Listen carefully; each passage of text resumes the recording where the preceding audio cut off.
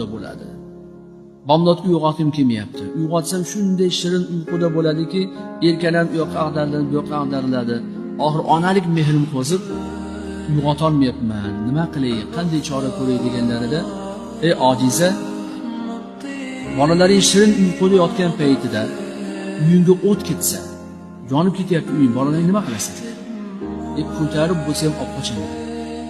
Sudrab bo'lsa ham uydan olib chiqaman.